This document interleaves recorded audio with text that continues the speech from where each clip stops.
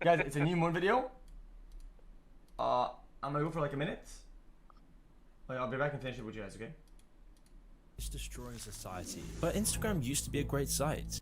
Instagram is destroying society. But Instagram used to be a great site. It was founded by a man who rejected employment at 3 of the biggest tech firms, Twitter, Facebook, and Google, because instead the founder wanted to make a positive change on the internet. His app's algorithms and ads would be hand-selected by him and only his tiny team. Which is why Instagram rejected data harvesting. They rejected the toxic aspects of social media to create something healthy, something that would revolutionize photo sharing and photography. By doing this, Instagram amassed 10 million users in just 10 months of its launch. But then something changed. Instagram turned into everything it sought to destroy, becoming widely regarded as the worst social media site for our mental health.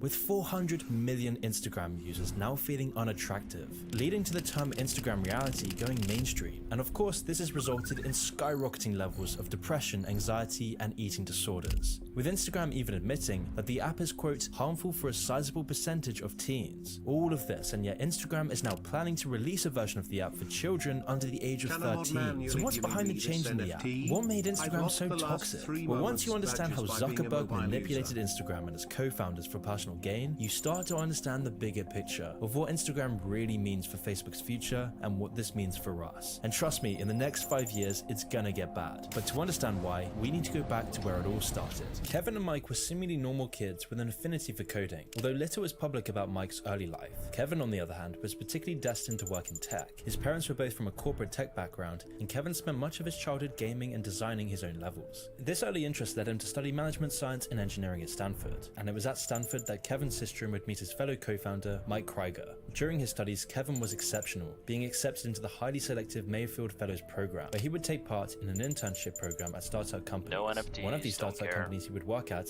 was called Odeo, later known as Twitter.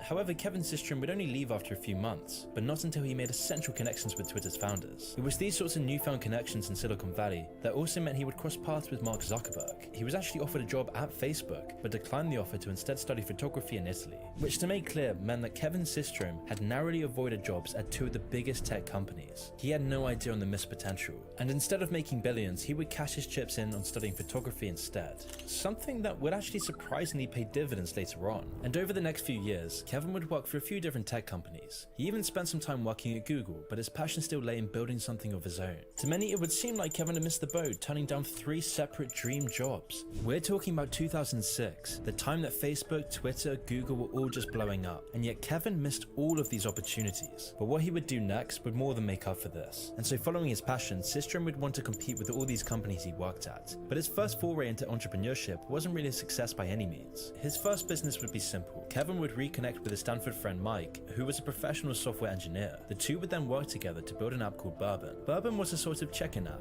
where users could post updates on where they had been and attach pictures. But this was more Kevin's hobby. This wasn't solving any problems. The market didn't need it, they didn't want it. And so the app failed to gain any traction, all to Kevin's dismay, because at the same time he was watching Facebook, Twitter, Google all rapidly take off, and he was left with nothing. And so after talking to some users, the co-founders would discover that people didn't really care about the check-in features or most of the other features of the app. Instead, people only exclusively used the photo sharing part of the app. However, because of the way that Mike and Kevin had built the app and its design, investors were still impressed, with investors actually pouring up to $500,000 into the app, $25,000 of which coming from Kevin's former boss, Jack Dorsey. But even with this cash injection, Bourbon was destined to be dead in the water. An app with 500,000 backing only had 100 users, with most of the users only preferring the photo sharing technology anyway. Kevin was faced with a crisis. What was next for the company? If this failed, he would lose all his reputation and the connections that came with it. He would be an embarrassment. All the opportunities he missed for this, the founders were now faced with a very hard choice. Should they preserve their current idea or throw it all away and start again from scratch? Considering the fact that pretty much no one's heard of Bourbon, it should be obvious what route they went down. But on this next venture, they would learn from their mistakes. Instead of trying to find a use for the current technology itself, they would instead find a problem that needed to be solved first. And so the pair worked on what Bourbon did best, the mobile photo sharing. At the time, the current way that people were sharing photos online was just full of problems. The main one being that uploading a photo would just take ages. And so the founders would solve this problem by beginning the process much earlier than other apps. Instead of starting the upload process as the last step, Instagram would instead start uploading the photo much sooner, which would lead to much quicker upload times. However, the biggest problem they would solve was that mobile pictures just didn't look very good, so the founders would come up with multiple solutions for this. First, they shrank the photos down to a much smaller square resolution, making photos look good on any phone, meaning photos on Instagram just seemed way more focused. This even helped with the upload problem. Smaller photos meant smaller files, which meant quicker uploads. However, Kevin and Mike's other solution for the poor quality problem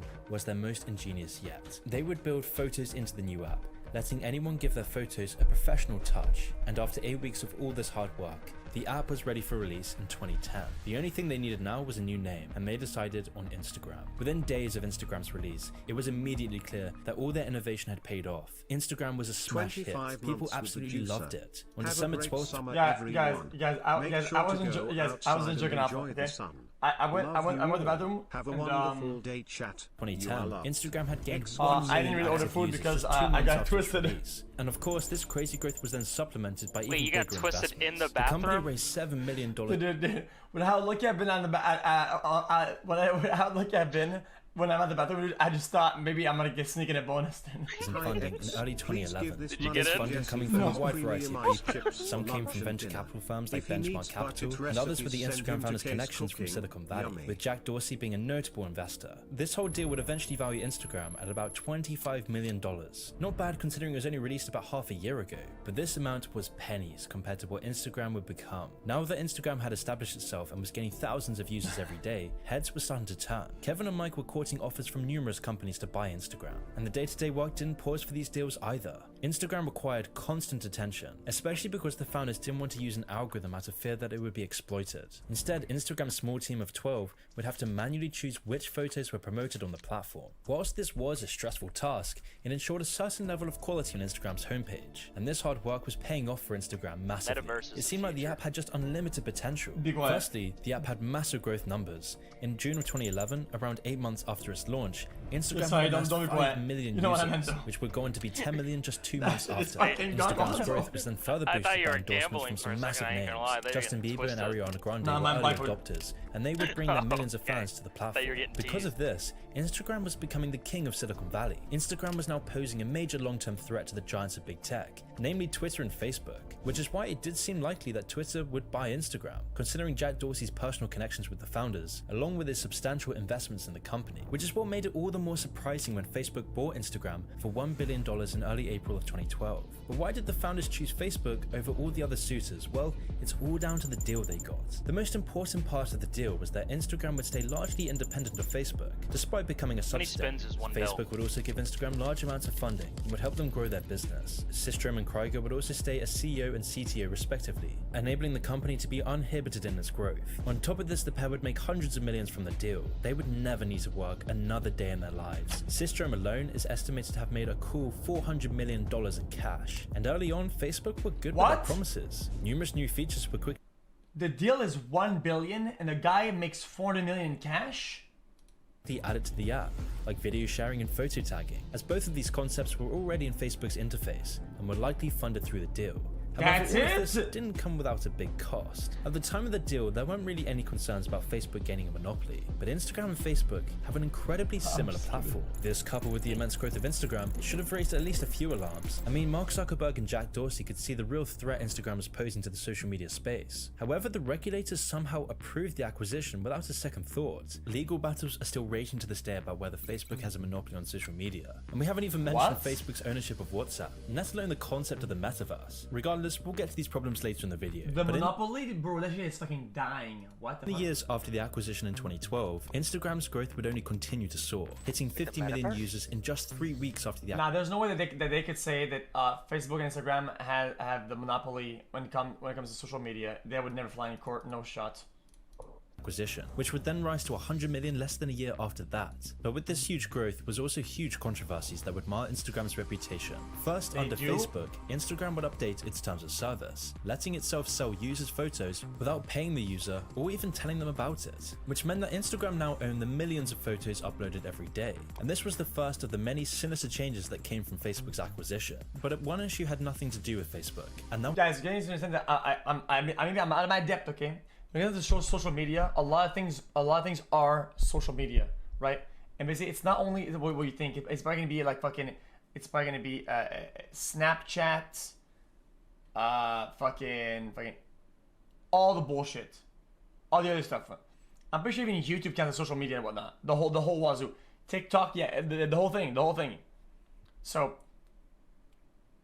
Yes, it does. That's still social media. Just a year after Instagram's release, the platform is inundated with self-advertising drug dealers. As stupid as it sounds to broadcast your crimes on the internet, the lack of oversight from Instagram made being caught very unlikely. Image recognition technology was still very primitive, and Instagram had too few employees to monitor all of its millions of posts. In fact, back in those early years, there were only 13 employees running the entire site. This meant that the founders were almost powerless to stop the wave of crime on their own platform. They did try some half measures, like banning the hashtags related to drugs and drug dealing. However, these bans were easily circumvented. The criminals just made new hashtags instead. Another problem that the founders were facing was that these criminals' posts would often pop up in users' recommended feeds. And as these drug posts were often targeted towards teens, young people's feeds were always the worst affected. When asked about this in 2013, an Instagram spokesperson stated that, quote, "People can't buy things on Instagram. We are simply a place where people share photos and videos." And because of this attitude, nothing's changed. The consequences of this were then documented in a Vice documentary from 2021, which detailed how money launderers fish for victims through Instagram with posts advertising fast and easy money.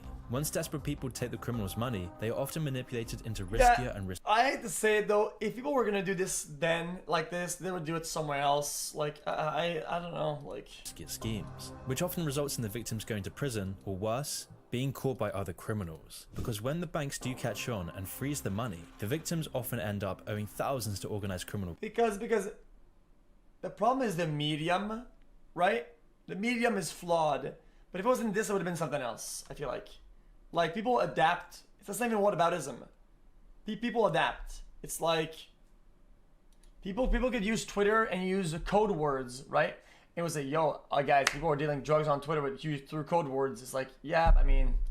groups. There's been a flurry of articles written just this year describing how easy it is to find these schemes. The Watchdog Tech Transparency Group reports that drug hashtags are recommended to users as young as 13 years old. In testing, they found that one new teen account they made only needed 2 taps to find an account advertising Xanax and fentanyl. Although this is a long-term problem that's affected Instagram since its inception. But these sorts of problems would never stop its growth, and after the Facebook deal was closed, Instagram did seem to be in safe hands. Which was true at first. Instagram had near full autonomy to develop into a social media giant, with the founders being free to do as they want with the platform. However, this of course wouldn't be the case forever. You see, Kevin Systrom had earlier stated in 2012 that there weren't any plans to turn photos into ads, but then just 1 year later, Facebook had forced sponsored posts onto the platform. This then came with a plethora of other advertiser-friendly changes, like letting advertisers see analytics on their posts. Now, the founders never really wanted to spam their site with ads, but Facebook did. Facebook needed to make Instagram profitable, which on the surface would sound reasonable, but eventually this would have dire consequences for the platform,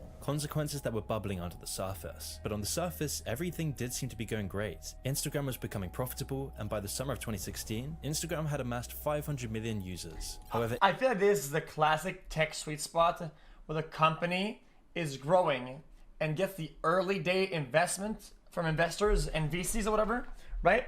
And then they have the funding for the servers to run, right? And then they have everything good going, all the infrastructure needed, but the people who are buying in aren't hard monetizing yet. That's like the golden age, right? A little bit like Twitch. Whenever we started getting Twitch Prime from Amazon, all the bullshit, but none of the hardcore juicing. But then comes the hard days where, I mean, they're like, okay, man, I mean, we gotta make money here, boys. We bought this for like fucking billions of dollars. Here it comes. That's just kind of how it is. But inside the company was a conflict. It's like that everywhere. As this huge influx of users was both a blessing and a curse for the founders. Whilst it must have felt amazing to see the product you worked so hard on. It's why I feel like nobody can truly dominate this market, because it's a cycle. It's literally a cycle. A good idea, a good platform, a good piece of software. People use it, people get into it, people love it, right? It gets a big valuation for a lot of cash or whatever the fuck. They don't have the manpower, infrastructure, or funds to run a site for that demand. Then they have to cave in to somebody buying them, or investors, VCs coming in. They buy in, right? Then the site runs even better. Things go hard, and then they're like, okay, now this is like stage 3. Okay, we need to make money out of this. We spent billions of dollars. Now it's time to put ads and juice the fuck out of it. And then, boom, and then it's a cycle. It's a cycle. It's a cycle. It's why it's why, in my opinion, it's hard to have a platform or a piece of software that has complete monopoly. That cycle it's inevitable. Become a worldwide phenomenon, this newfound size would also bring its own new problems. Because Instagram was getting dangerously close to outshining Facebook, Instagram was actually getting to a point that it was threatening Mark Zuckerberg's baby, which is why other social media integration was then stripped away from Instagram. YouTube, with solely YouTube is backed by Google. Okay, they have like unlimited juice. I'm pretty sure even to this fucking day, YouTube is not even profitable. I could be wrong about this, okay? YouTube is still losing money. Motherfucker. Facebook being promoted instead, and in the following years, Facebook would continue to undermine Instagram's independence, with Zuckerberg forcing the founders to put more advertising on the platform, even though this was something the founders completely disagreed with, because until now, Instagram had only allowed specific brands to advertise on the platform. Does this highly creative choice of YouTube adverts make was money? user-friendly and in keeping with Instagram's brand. However, Facebook's system was much more profitable, which allowed the highest bidder to place whatever ads they wanted on the website, which would inevitably lead to lots of ugly, flashy adverts that would plague the platform. Not to mention compromising Facebook's algorithms. For the founders, this was unacceptable. It completely conflicted with Instagram's focus on minimalism and quality. And this was just one of the many problems that were now bubbling away underneath the surface. Civil war. Guys, I could be wrong, guys. I'm pretty sure the server load or what the fuck for YouTube is fucking insane. Don't they get like billions of minutes of content uploaded every day? Was brewing. A quick word from our sponsor, Honeygain.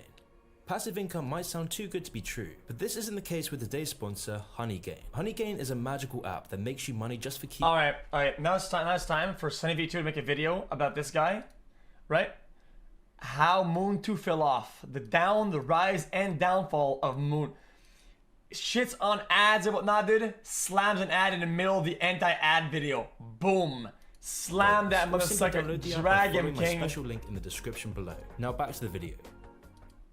Instagram's culture has slowly been morphing into a parody of itself. I mean, filters were built into the app from its inception, and they're still a huge part of making your photos better looking. However, it's also becoming very common for people to enhance their photos in other less honest ways. Photoshopping was and still is everywhere on the platform. In fact, it's become so widespread that the term Instagram reality is very widely used nowadays. There's even a subreddit dedicated to exposing it going by the same name, and it has over 1 million subscribers. And you see, it isn't just photoshopping though. Instagram is full of people presenting a false idyllic life. And if these tricks don't catapult you to Instagram fame, you can even buy a fake audience. As most of us know by now, it's incredibly easy to buy bot accounts as followers. Even celebrities do it. It's estimated that Ariana Grande has over 65 million fake followers. All of these deceptions are aggregating into a massively unrealistic standard on Instagram. No, guys, I didn't buy my style, I promise, guys. Guys, I didn't buy it, man. I'm telling you, dude. Use the app and you understand that it's fake, it still massively affects your mindset and your mental health. If you're one of Instagram's 500 million regular users, then you'll always be bombarded with unattainable standards every single day, which leads to you subconsciously comparing your life to other people's perfect fake manufactured lives. Although this doesn't affect every single person in the exact same way, it is a proven effect. Out of the 5 major social media sites that young people use, Instagram is always rated as the worst for users' mental health. All of this due to Instagram's toxic culture of perfectionism. And what makes this so much more disturbing though is that Facebook has been intentionally ignoring these problems, both on Instagram and on Facebook itself. For example, in late Wait, why the fuck would they care? Is this a product that the people want, generally, and that people do? Who are they that's going in and say, nah, this is not what you want. This is not what people do. That's what people do. That's what people want. What are they gonna do? Fucking ban people who modify their pictures? Fuck you, dude. 2021, an internal presentation for Instagram and Facebook employees was leaked. The contents of this presentation and its implications were— People need to stop offloading blame on companies because they can't self-control and self-regulate their dog shit fucking habits. If you're a dumb fuck, idiotic, brain dead, brain rot fuck, okay? So be it. Stop pointing that at the companies and at the people above that publish the pictures that you publish, you will consume, and they, no, that's them not regulating. Fuck you, dude, you're a dumbass. Was shocking. The presentation doesn't just show that Instagram is— People will self-correct and course-correct down the line, okay? Fuck it. I do not care. Harmful to young I people, don't but give also a— that Facebook has done detailed research. You'll never see me fucking pity people. Oh no, don't worry, dude, we'll give you better images, better. Fuck you, dude. On its effects. What is One that, of the most man? damning statements that? it makes is, quote, Instagram is harmful for a sizable percentage of teens, particularly teenage girls. This was then backed up by graphs and figures which showed just how deep this problem goes. 40% of teens found that Instagram made them feel unattractive, and nearly 30% of UK teens said that Instagram made them feel inadequate. The presentation also stated that teens know the awful effects that Instagram has, but felt compelled to use it anyway, all because of Parenting needs to be better at making their child feel like they have intrinsic value. People, it's a lot of it comes down to fucking parenting and shit, motherfucker. It's not only the images they see on the screen, it's at home, at school. It's the value that you have that is from within, not from outer. Things that you feel like, wow, I'm worth this. Oh, this says I'm not worth this? That's fine. It affects me a little bit, but I'm worth this or whatever the fuck. People, now they offload everything. Oh, I'm worth, I don't know. I'll go look around. Oh, you can say I'm worth this? That's my worth though. So cringe, dude. Facebook's advanced addictive algorithms, trapping its users in a vicious cycle where you end up searching for the next dopamine hit, where you start to feel left out and inadequate, only then to keep chasing the dopamine to get rid of this pain, chasing to see that you're not missing out today, that you might finally be doing better than others. And just like that, you're trapped in a virtual hamster wheel, and you didn't even realize it. It's all programmed by Facebook's advanced algorithms, and the best part is this is affecting Why not? I don't get it. Why not? all of us. And what's even sicker is that this doesn't even bring enough profit for Facebook. No, they need to exploit even more of the population. They need to exploit the most vulnerable, which is why Facebook has been getting ready to release a version of Instagram for children under 13. This sinister— Guys, like I always say, the problem with this, okay, is that you can't really blame, I say really because you can't kind of blame it. You can't really blame them for making a good and better product. So making things more addictive, making things more user-friendly, people post more, how can you blame them? People use their product. People use the thing. It means that the product is good. That's what every fucking company in the world strives to do. Making a product that people buy more and consume more. Stop saying like, no, that's not true. That's capitalism and business. Make a product, make a better product, people buy it, buy more. They're making things more addictive. People buy, you use the product more. End of story. They make a better product. Instagram for children under 13. This sinister move was only delayed by the leak of this presentation. Otherwise, it would have probably been released. Even though Facebook does know that Instagram is very unsafe for teenagers, Facebook knows that social media is the new smoking, which is why this move clearly shows that Facebook doesn't care one bit about its users. They only paused the release of the Kids app because of the backlash. And once— So where was the backlash when we had YouTube for Kids and YouTube Kids? What was the backlash about that? I didn't see any backlash about that. Dies down, I'm sure we'll see Instagram Kids release soon after. Soon enough, even your toddlers will be on Instagram, if they're not already addicted to TikTok. It was Facebook's aggressive, money over everything push for more control that finally broke the two Instagram co-founders. The straw that eventually broke the camel's back was Facebook's stifling of Instagram's growth. Because to Facebook, it was becoming very clear that Instagram is poised to overtake Facebook in pretty much every metric. Zuck's worst fears were coming to life. Their biggest fears and the reason they bought Instagram was now manifesting, which was evidently enough to keep Mark Zuckerberg up at night with jealousy and resentment. So Facebook actually made the decision to limit the amount of new employees that Instagram could hire, all because they didn't want to hurt Zuck's dying baby. This would then put a massive damper on the company's growth. It simply wouldn't be possible for Instagram to accommodate new users with a small team of staff, which in some ways is actually a good thing. But for Instagram's internal team, this meant that they were always constantly overworked. This and all the other changes that Facebook was doing to the company led to the resignation of both the co-founders. It was never publicly stated why Kevin and Mike chose to leave Instagram.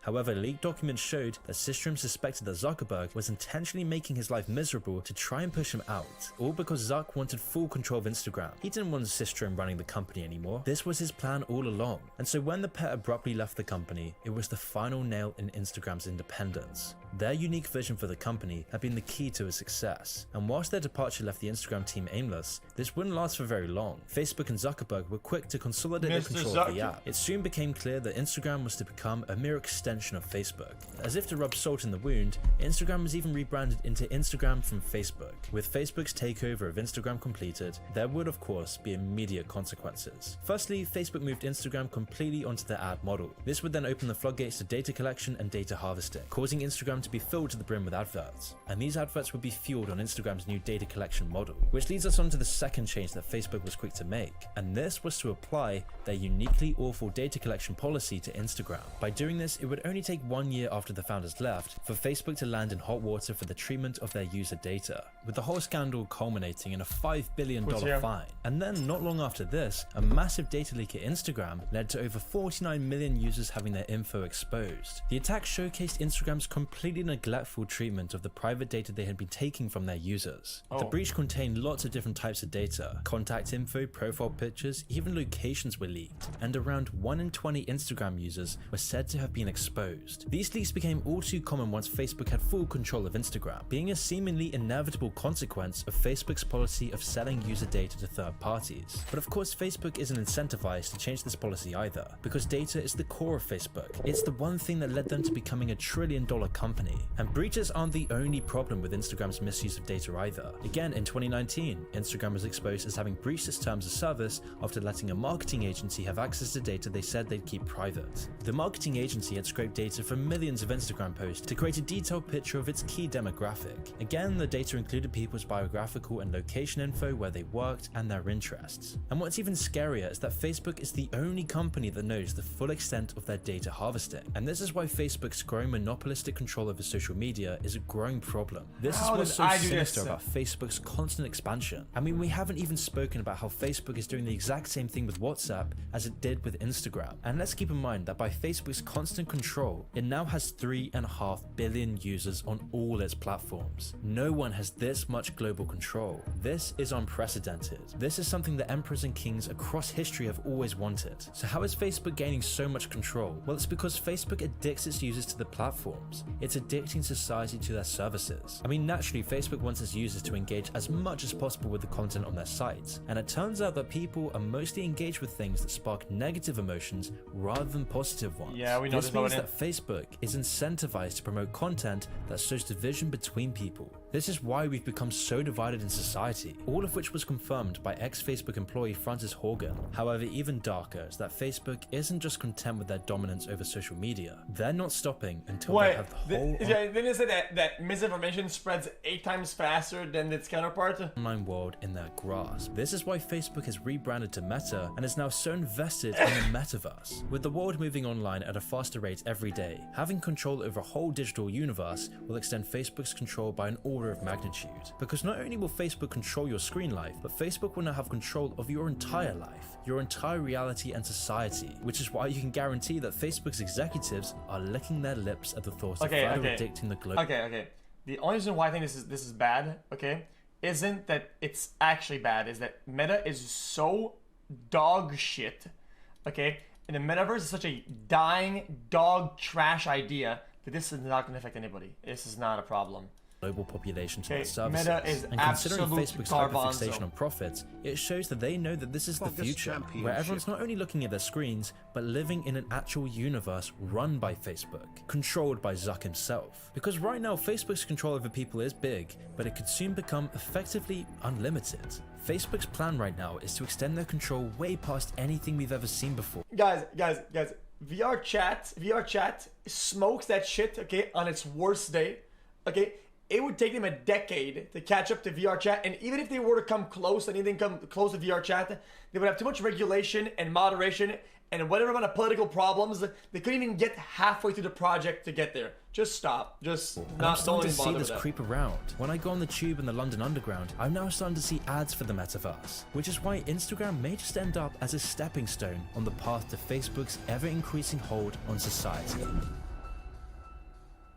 I have a quick important announcement to make. I'm sick of being demonetized on YouTube. I'm sick of censoring these videos for the YouTube algorithm. So this is gonna change. Every month, I'm gonna be releasing unfiltered, raw, controversial videos for YouTube members. Videos about the darkest corners of the internet, TikTok, the CIA, China, Rothschilds, a Mr. Robot series review. And by the end of the month / early August, I'll be releasing a video on Ted Kaczynski, otherwise known as the Unabomber, where we'll talk about his story, going from a mathematical prodigy to living in the wild, sending bombs in the mail, and having his manifesto on the front page of the New York Times. Not only that, but by becoming a member of the channel, you'll have access to my Discord server to talk with other like-minded people, where every month I'll be doing a Q&A for all your questions. And if you're still not happy with your membership in the first month, I will personally refund you. All you have to do is email me. So if you want to watch exclusive, unfiltered, controversial videos that I can't release to the public, which includes access to my server... Chat, guys, I got some actual bomb food. I mean, okay, yeah. Okay.